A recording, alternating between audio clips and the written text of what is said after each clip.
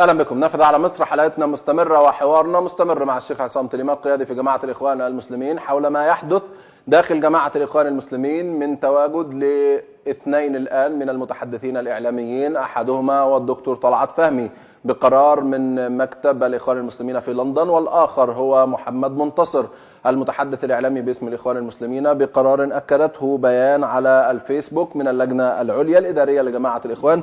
شيخ عصام، أعود معك مرة أخرى. يعني السؤال الذي تحدثت فيه مع دكتور أشرف عبد الغفار، هل سيستمر الوضع هكذا متحدثان إعلاميان لجماعة الإخوان؟ لا هو أصلا ما فيش متحدثين، ما فيش اثنين، هو واحد. من هو؟ هو محمد منتصر فقط.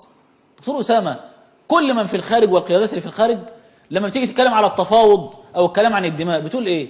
الكلام ده اللي يقرر فيه الداخل، صح؟ يعني اللي الداخل هيقرر في الدماء ويقرر في الثوره ويقرر في الحراك، مش هيقرر في المتحدث الاعلامي اللي من مصر. مش منطق. معروف دايما ان كل القرارات والامر والنهي في ما يخص الحراك في مصر هو مصر. يا دكتور، اذا كان المكتب الاخوان العالمي اللي بره والروابط تتبع مكتب الارشاد اللي في الداخل، فازاي انا هخلي اللي بره يحكم في اللي جوه، يعزل مين ويحط مين؟ مش منطق. ده اللي جوه اللي يملك يعزل اللي بره. ما هو من في الخارج تحدث ان هذا القرار من الداخل.